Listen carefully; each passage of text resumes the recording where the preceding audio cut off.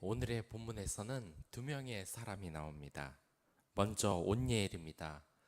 온니엘은 기랏 세벨을 쳐서 그것을 점령하는 자에게 자신의 딸 악사를 아내를 준다는 말을 듣고 그곳을 점령한 사사입니다.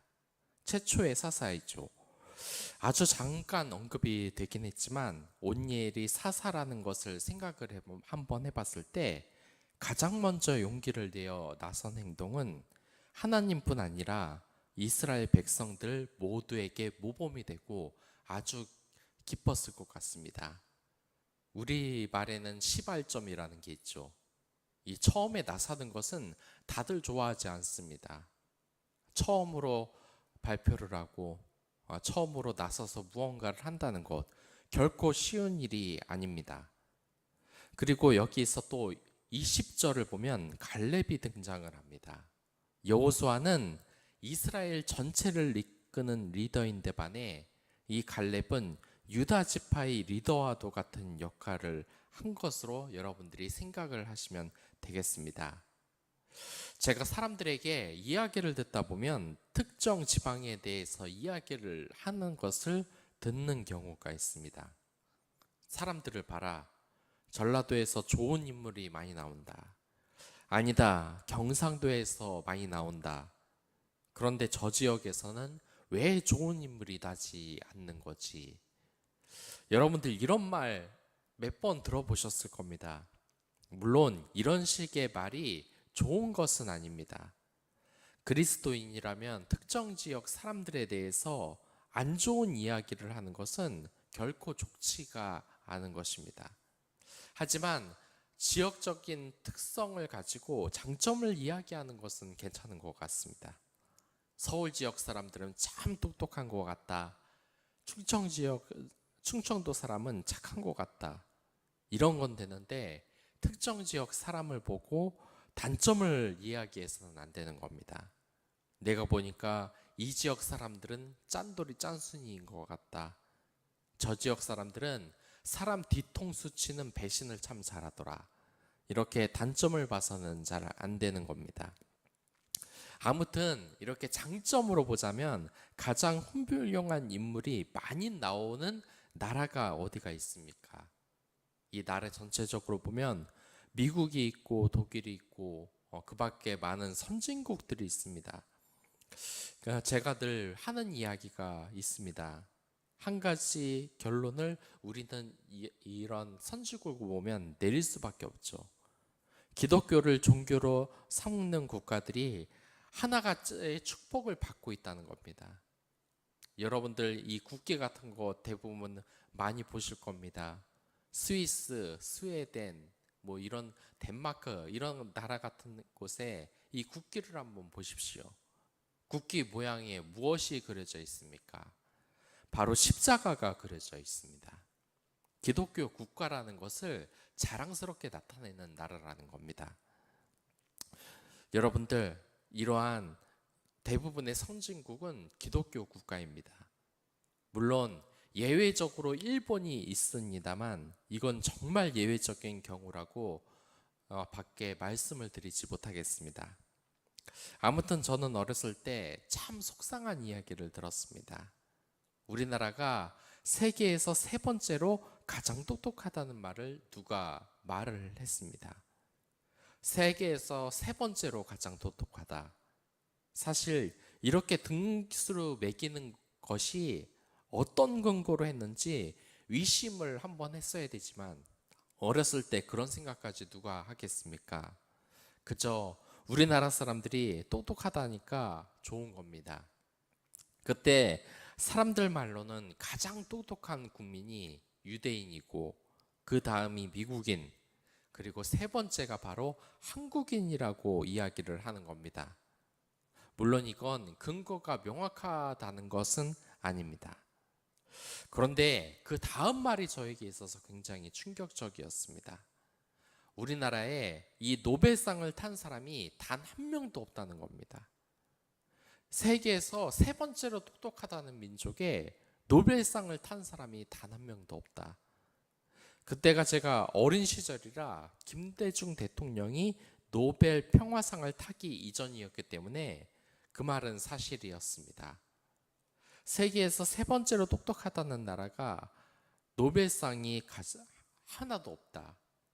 그런데 아까 전에 그 똑똑하다는 1위와 2위 나라에서 노벨상을 가져간 사람의 수가 가장 많이 나왔다는 겁니다. 유대인들과 미국인들 말입니다. 그런데 정말 그러한 것이 있습니다. 나라마다 인재가 잘 나오는 그런 나라 말입니다. 독일이나 브라질에서는 축구 천재가 아주 쏟아져 나옵니다. 중국은 인구가 그렇게 많은데 인구가 훨씬 적은 이런 나라처럼 축구 천재들이 잘 나오지 못합니다. 그리고 세계적인 천재는 미국에서 가장 많이 나옵니다. 보면 이 세상을 이끌 천재의 대부분이 미국 국적을 가지고 있습니다. 그러고 보면 인재를 키우는 환경을 만들어주는 것이 정말 얼마나 중요한 것인지 우리는 생각을 하게 됩니다. 이 이스라엘의 12지파 중에서 인재가 가장 잘 나오는 지파가 어느 지파였겠습니까? 바로 유다 지파입니다. 이스라엘이 가나안에 정착을 했을 때 아직까지 이방 민족을 완전히 쫓아낸 것은 아니었습니다. 그렇기에 이스라엘은 그 땅의 거주민과 싸워 그 땅을 얻어야 했습니다. 그런데 그 땅을 얻으려면 전쟁을 잘하는 인재가 각 지파에 필요한 겁니다. 이게 굉장히 중요합니다. 왜냐하면 그 공동체를 이끄는 리더가 없다면 그 공동체는 무엇을 해야 할지 그 방향성을 잘 잡지 못하기 때문입니다. 그렇기 때문에 늘 하나의 이 공동체를 어떻게 이끄냐에 따라서 그 지도자에 따라서 그 지도자의 그 공동체의 운명이 바뀌기도 하는 것입니다. 다른 지파가 여호수아가 죽어서 정말 뭘 해야 될지 하나도 몰랐을 때 오직 이 유다 지파만 벌써 온니엘과 갈렙이라는 이 인재가 있었기에 수월하게 가나안 땅을 지배할 수 있었던 겁니다. 그러고 보면 우리에게 있어서 인재가 나타날 수 있는 환경을 만드는 것이 참 중요하다는 생각을 하게 됩니다. 요즘은 미디어가 발달한 시대라서 충격적인 뉴스를 굉장히 많이 봅니다. 그 중에서 개인적으로 충격적이었던 것은 유명인이 나쁜 짓을 하다가 걸려서 사람들에게 비난을 받고 다시는 미디어에 얼굴을 비치지 못하는 경우입니다. 저도 이런 거 보면 참 충격이었는데 제가 좋아했던 연예인이나 방송인이 도덕적으로 문제가를 저질러서 더 이상 이 미디어에서 얼굴을 내미지 못하는 경우가 대단히 많습니다. 사람들은 아무리 유명인이라도 아무리 실력이 있다고 해도 도덕적으로 문제가 있으면 모두 외면해 버립니다. 사람의 실력이 부족할 수 있습니다. 가수라고 꼭 음악 프로그램에 나와서 맨날 1등을 하는 경우는 없습니다. 그 가수의 팬들도 너는 가수면서 왜 음악 캠프와 같은 프로그램에서 1등을 한 적이 없느냐고 이렇게 닥달을 하고 무시하는 경우는 없습니다. 또한 유명 영화 배우를 가지고 너는 왜 아직까지 헐리우드로 진출을 못했냐? 너는 왜 그래미상을 못 탔냐? 실력이 부족한 것이냐? 라고 말하는 사람은 없습니다. 오히려 시상식에서 유명 연예인이 나왔는데 박수를 안 쳤다. 이런 것 가지고 비난을 합니다. 심지어 올림픽 선수들에게도 너는 금메달을 왜 못 따냐? 네가 죽어라 하면서 왜 그 정도 실력도 못 만들었냐? 하고 비난을 하는 사람들은 없습니다. 그러나 그 사람들이 비난을 받는 경우가 있는데 바로 도덕적인 결함이 있다면 그 사람은 비난을 받고 다시 대중들 앞에서 설 수 없습니다. 정치인도 마찬가지입니다. 잘못을 한 번 하면 정말 국민 앞에 다시는 설 수 없을 정도로 어마어마한 타격을 입습니다. 제가 어렸을 때 제가 친하게 지냈던 한 사람이 이러한 말을 했습니다. 그 사람은 제가 초등학교를 다니는데 중학교를 다니는 중이었습니다. 자기 반 아이들 중에 공부를 하나도 못하는 친구가 있다는 겁니다. 한 번은 이 친구와 길을 가면서 우연히 마주쳤다고 합니다. 그런데 자기를 보고 이 친구가 인사를 하는 것이었습니다. 그런데 그 인사를 받아주지 않은 것입니다. 공부를 못해서 원래 계속해서 모른 척을 했다고 말을 하는 겁니다. 저도 평소에 이 친구가 늘 사람들 흉을 보는 것을 보면 공부를 못한다는 이유로 참 흉을 많이 받습니다. 그래서 나중에 이 친구가 나를 정말 싫어하겠구나. 나도 공부를 못하는 편이니. 하지만 더 큰 문제는 이 친구가 나중에 크면서 인간관계에 문제가 생기겠구나 하는 생각이 들었습니다. 사실 그렇습니다. 지금은 어떤지 모르겠지만 제가 어렸을 때는 이 친구뿐만 아니라 부모님도 이러한 제세를 늘 가지고 있었습니다. 자기 자식이 같이 다니는 친구를 보면은 어머니가 우리에게 뭐라고 묻습니까? 저 친구 공부 잘하니? 반에서 몇 등 하냐? 그리고 공부를 하지 못하면 그 친구와 더 이상 놀지 못하게 막습니다. 저 친구와 놀지 말아라. 그 아이에게 물든다는 겁니다. 저 나쁜 머리, 그 머리를 내 소중한 아들, 딸이 물든다는 겁니다. 그리고 공부를 잘하는 아이들과 놀라고 합니다. 그리고 실제로 이런 생각을 가지고 있는 친구를 보니까 저는 정말 싫었습니다. 실제로 그 친구는 그 TV를 보고서 학력이 안 좋은 연예인이 나오면 늘 꼴통이라고 욕을 했습니다. 분명 이 친구만의 잘못은 아닐지도 모릅니다. 부모님이 그렇게 가르쳤으니까 자식도 그렇게 되는 것입니다. 하지만 이런 친구 곁에 정말 공부를 늘 잘하고 본받을 만한 그런 사람들이 옆에 있을 리가 있겠습니까? 이 친구는 공부 못하는 친구들만 자기 곁에서 덜어내고 싶었을지 모르지만 그렇다고 자기 주위에 공부를 잘하고 뛰어난 친구가 저절로 만들어지는 환경은 조성이 되지 않는 겁니다. 자신이 사람을 차별하고 안 좋은 시선으로 대인관계가 이미 안 좋은데 좋은 사람이 그 근처에 올 리가 없는 것입니다. 여자에게 인기가 많은 남자는 한번 사람들에게 이런 질문을 받은 적이 있습니다. 제가 이 TV를 보면서 본 적이 있는데 어떻게 해서 여자들에게 그렇게 인기가 많냐는 질문을 받았습니다. 그 남자는 자신의 인기의 비결을 이렇게 말했습니다. 사실 그 문제는 단순히 여자를 어떻게 대하느냐에 따른 대하느냐가 문제의 핵심이 아니라는 겁니다. 여자에게 인기가 많으려면 먼저 문제 자체를 여자 문제로 보지 않아야 한다는 겁니다. 그것을 인간관계의 문제로 보라고 합니다. 즉, 지금 자신이 가지고 있는 인간관계를 개선하고 잘 어울리면 사람들에게 인기가 올라가고 자연스럽게 여자들 사이에서도 이 인기가 올라간다는 겁니다. 사실 그렇습니다. 대부분 여자에게 인기가 많은 사람은 인간관계가 좋은 사람들입니다. 그러나 여자에게 인기가 없는 사람은 이러한 경우도 있습니다. 참 평소에는 돈을 안 씁니다. 사람들에게 돈 쓰는데 그렇게 인색을 합니다. 하지만 소개팅에서 여자 앞에서는 5만 원, 10만 원도 씻겠습니다. 이런 사람들이 여자들에게 인기가 많겠습니까? 결코 그렇지 않습니다. 이 사람들이 가장 큰 착각을 하는 것이 이러한 것입니다. 정말 뛰어난 인재가 우리나라에 나왔으면 좋겠습니다. 그리고 내 자녀가 이 세상에서 가장 똑똑했으면 좋겠습니다. 우리나라가 정말 최고의 강국이 됐으면 좋겠습니다. 정말 이렇게 여러분들 되기가 원하십니까? 그렇다면 이제부터 말씀을 읽으십시오. 그리고 자녀들에게 말씀을 가르쳐 주시기 바라겠습니다. 여러분들, 이 나라에서 왜 뛰어난 인재가 나오지 않겠습니까?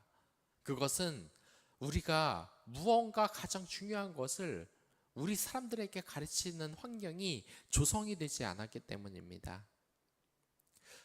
이 사회에서 성공을 하려면 여러분들 아까 전에도 말했듯이 아이들에게 가장 중요한 것은 인간관계를 가르치는 겁니다. 이 인간관계를 가르쳐야 나중에 있어서 커서 많은 사람들과 협력하는 법을 배우고 이 사회에서 어울리며 공동체를 어떻게 이끌어 나가는지를 배우는 겁니다. 이러한 인간관계를 배워야지 공부 못하는 학생들은 멀리해라. 이것은 인간관계를 벌써부터 포기하고 시작을 하라는 것과 마찬가지입니다. 이 아이는 커서 우리나라를 이끌 인재가 절대로 될 수가 없습니다. 또한 그 환경을 조성하는 것, 이 인격에 대해서 배우는 것이 굉장히 중요한 것입니다. 아무리 실력이 뛰어난 사람이라도, 아무리 실력이 뛰어난 유명인이라 할지라도 도덕적으로 문제가 발견되면 사람들은 다 외면을 합니다.